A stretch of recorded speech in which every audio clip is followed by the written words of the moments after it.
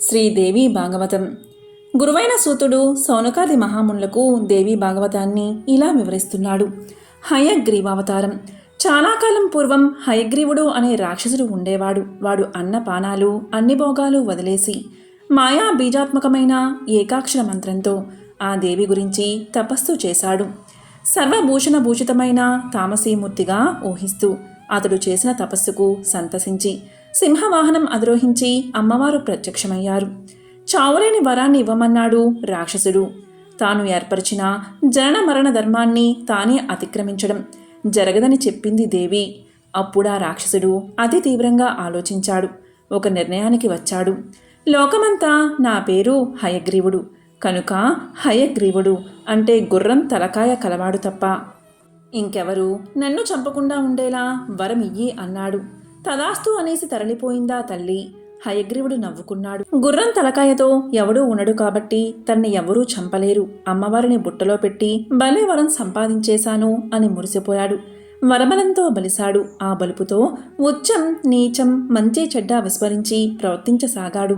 ఇది ఇలా ఉండగా లోక కంటకులైన కొందరు రాక్షసులతో 10,000 సంవత్సరాలు ఘోరంగా యుద్ధం చేసి వాళ్ళని చంపేశాడు విష్ణుమూర్తి.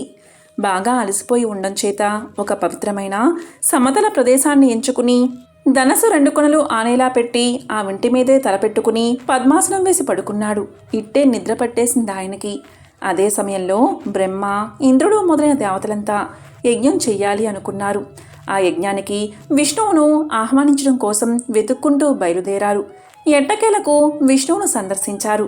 ఆయన నిద్రలో ఉన్నాడు. విష్ణుమూర్తిని నిద్రలేపే సాహసం వారిలో ఎవరికీ లేదు. ఏం చేయడమా అని ఆలోచించారు. అప్పుడు శివుడు ముందుకు వచ్చి, నాకు ఒక ఉపాయం తోస్తుంది. మనం విష్ణుమూర్తిని నిద్రలేపలేం, అలాగని యజ్ఞాన్ని ఆపలేం. అందుచేత ఒక చెదపురుగును పంపించి విష్ణుమూర్తి ధనస్సు యొక్క నారిని కొరికించేద్దాం. నారి తెగితే ధనస్సు నేలపడిపోతుంది. అప్పుడు విష్ణువు మేల్కొంటాడు, మన పని అవుతుంది. ఏమంటారు అన్నాడు శివుడు. ఆ ఆలోచన అందరికీ నచ్చడంతో బ్రహ్మ ఒక చెదపురుగును పిలిచి, వెళ్ళు ఆ ధనస్సు యొక్క నారిని కొరికే అన్నాడు. కానీ అది ఒప్పుకోలేదు. నిద్ర పాడు చేయడం, కథలో మధ్యన అడ్డు రావడం, భార్యాభర్తల మధ్య తల్లి కొడుకుల మధ్య పుల్ల పెట్టడం, ఇవన్నీ బ్రహ్మహత్యా పాతకంతో సమానమైన పాపాలు. అంతా పాపం. నేను కట్టుకోవాలి అంటే ఏదైనా ఒక స్వార్థ ప్రయోజనం ఉండాలి కదా. నాకేం మేలు చేస్తారు అని అడిగింది ఆ చెద. నువ్వు అడిగింది బానే ఉంది. మేం యజ్ఞం చేసేటప్పుడు అగ్నిలో హవిర్దానం చేస్తాం. అప్పుడు కొంత అగ్ని పక్కనే కింద పడిపోతూ ఉంటుంది. ఆ అన్నం ఇక నుంచి నీది. నీకు కూడా యజ్ఞంలో భాగం ఇస్తున్నాం కనుక నువ్వు వెళ్ళి మేం చెప్పిన పని చెయ్యి అని ఆదేశించాడు బ్రహ్మ. చెదపురుగు వెళ్ళింది, నారిన కొరికేసింది. కానీ దేవతలు ఊహించినట్లు జరగలేదు. అదేమైనా మామూలు ధనుస్సా? నారాయణుడి ధనుస్సాయే. ఎప్పుడైతే దాన్ని తాడు తెగిందో అది బ్రహ్మాండమైన ధ్వని చేసింది. దుర్భరమైన శబ్దం పుట్టింది. ఆ విల్లు ఒకవైపు జివ్వున చిమ్ముకుపోయింది. భూకంపం వచ్చింది. సముద్రాలన్నీ కల్లోలమైపోయాయి. కొండలు ఊగిపోతున్నాయి. ఉల్కలు రాలాయి. హఠాత్తుగా చీకట్లు కమ్మాయి. భయంకరమైన సుడిగాలులు వీచాయి. అర్థం కాని అయోమయ స్థితిలో దేవబృందం గడగడలాడిపోతూ ఉండగానే వింటి తాలూకు విసురుకు విష్ణువు తల తెగిపోయింది. కిరీట కుండలాలతో సహా ఎక్కడికో ఎగిరిపోయింది. అంతా అంధకారమైపోయింది. కొంతసేపటికి చీకటి తగ్గింది. కళ్ళు నులుముకుంటూ చూసిన దేవతలకి విష్ణుమూర్తి కళేబరం కనిపించింది. తలలేని ఆ మొండాన్ని చూసి గొల్లు మన్నారు వాళ్ళు. విష్ణుమూర్తి తల తెగిపోవడమేమిటి? ఎన్నోసార్లు ఎందరో రాక్షసులు తలలు తెగనరికి దేవతల్ని కాపాడిన ఆయన తలకాయే తెగిపోతే ఇక దేవతల్ని రక్షించగల పెద్ద తలకాయ ఎవరు? అందరూ ఆయన్నే ఆరాధిస్తారు, పూజిస్తారు. అన్ని లోకాలకు ఆయనే దేవుడు. అటువంటి దేవుడు చచ్చిపోయాడే. హవ్వ దేవుడు చచ్చిపోవడమేమిటి? అసలు మా దేవుడు మరణించాడు అని చెప్పుకుంటే ఏమైనా బాగుంటుందా? ఏ రాక్షసుడు చేయని ద్రోహమిది. మనకి మనమే మన యజ్ఞం అనే స్వార్థంతో మనకున్న పెద్ద దిక్కును ఇలా చేసుకున్నాం. అంతా కర్మ, మన కర్మ ఇలా కాలిపోయింది అని దుఃఖపడిపోతున్నారు వాళ్ళు. ఈ సంగతి తెలిసి వచ్చినా లక్ష్మీదేవి ఏడుపును ఆపడం ఎవరితరమో కావడం లేదు. ఉన్న దేవతలందరిలోనూ పితామహుడైన బ్రహ్మ తీవ్రంగా ఆలోచించాడు. అందరికీ ధైర్యం చెప్పాడు. ఇక మనందరికీ జగన్మాత అయిన ఆ మహామాయే శరణ్యం. ఓ దేవాది దేవులారా, వేదల్లారా, అందరూ ముక్తకంఠంతో ఆ జగదాధారను ప్రార్థించండి అని ఆదేశించాడు. వెంటనే అందరూ ఆ లోకమాతను కీర్తించారు, ప్రార్థించారు. వేదాలు ఆమెను స్తోత్రం చేశాయి. వారి యందు దయ కలిగినదై సాక్షాత్కరించింది అంబ. జగదంబకు సాగిలపడి మొక్కారు దేవతలు. విష్ణుమూర్తిని బతికించమని పదే పదే వేడుకున్నారు. మీరేమీ కంగారు పడకండి. వెనుకటి ఒకసారి విష్ణువు లక్ష్మిని చూసి ఆమెను కవ్వించడానికై అకారణంగా నవ్వాడు. ఆ నవ్వు లక్ష్మికి అవమానకరంగా తోచింది. అబద్ధం, సాహసం, మాయ, మూర్ఖత్వం, అశౌచం, అతిలోభం, నిర్దయ అనేవి ఆడవారిలో ఉండే సర్వస్వాభావికమైన లోపాలు.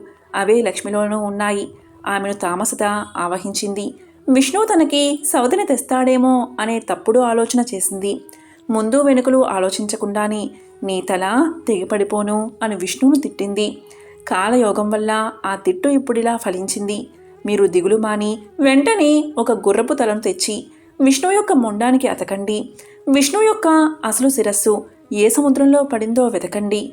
ఈ లోపల మొండెం నుంచి ప్రాణం పోకుండా ఆ గుర్రంతల రక్షిస్తుంది. తద్వారా లోక కళ్యాణం జరుగుతుంది అని చెప్పింది అమ్మవారు. అమ్మవారు చెప్పినట్లే చేశారు దేవతలు. త్వష్ట అనే దేవశిల్పి ఒక గుర్రాన్ని నరికి దాని తలని విష్ణువుకు అతికించాడు. అలా అతికించగా నిద్రలోంచి లేచినట్లే లేచాడు విష్ణువు. లేవడమే చిద్రూపిణి అయిన ఆ శ్రీ మహాదేవిని అమోఘంగా స్తోత్రం చేశాడు. ఆమె సంతసిల్లింది. విద్యలకి మూలమైన ప్రార్థన చేశావు. హయగ్రీవుడైన నీ ఈ అవతారాన్ని స్మరించిన వారికి సమస్తమైన విద్యలు లభిస్తాయి. వెళ్ళి దేవతల యజ్ఞాన్ని నిర్విఘ్నం చెయ్యి అన్నదామే. అందరూ యజ్ఞవాటికకు బయలుదేరారు. హయగ్రీవుడిలా ఉన్న విష్ణువు తన ధనస్సుకు పునః అల్లెతాడును బిగించాడు. దాన్ని భుజాన వేసుకున్నాడు. దేవతలతో పాటే యజ్ఞానికి నడిచాడు. తననెవరూ చంపలేరు అనే అహంకారంతో కళ్ళుగానక ప్రవర్తిస్తున్న హయగ్రీవుడు అనే రాక్షసుడు ఈ యజ్ఞం సంగతి తెలుసుకున్నాడు. దేవతలని ఒక ఆట పట్టించాలి అనే దురుద్దేశంతో అక్కడికి చేరి ఆగం చేయడం ఆరంభించాడు. విష్ణువును శరణుజొచ్చారు దేవతలు. గుర్రం తలకాయతో ఉన్న విష్ణువు తన విల్లందుకున్నాడు. నారి మోగించాడు. దివ్యమైన బాణాలను వింట సంధించి హయగ్రీవుడిపై యుద్ధానికి దిగాడు. గుర్రం తలతో ఉన్న శ్రీ మహావిష్ణువును చూడగానే తుళ్ళిపడ్డాడు హయగ్రీవుడు. అంతలోనే అతని అహం అతని జ్ఞానాన్ని కప్పేసింది. తాను ఎటువంటి వాడి చేతిలో చావాలి అనుకున్నాడో అటువంటి వాడితోటే యుద్ధానికి దిగాడు. ఎంతటి రాక్షసులైనా సరే ఏదో ఒకటి చేసి చంపేయగల సమర్థుడు శ్రీ మహావిష్ణువు. గులిమి రాక్షసుల్ని చంపేసిన వాడికి ఈ గుర్రం తలకల రాక్షసుడు ఒక లెక్క ఏమిటి? వీణ్ణి చంపేశాడు. అందరూ ఆనందించారు. ఆయన్ని కీర్తించారు. జ్ఞానం వల్ల ఆనందమయుడు, నిర్మల స్ఫటికాకృతుడు, సర్వ విద్యలకు ఆధార స్వరూపుడుగా ప్రకాశిస్తున్న శ్రీ మహావిష్ణువు హయగ్రీవ నామంతో ప్రకాశించాడు. అనంతరం ఆయన తన శిరస్సును పొందగలిగాడు. విజ్ఞానప్రదమైన ఈ కథ విన్నా, చదివినా, చెప్పినా సమస్త శుభాలు కలుగుతాయి. ఈ విధంగా సూత మహర్షి సౌనకాది మహామునులకు శ్రీదేవి భాగవతాన్ని వివరిస్తున్నాడు. ఓం శ్రీ మాత్రే నమః.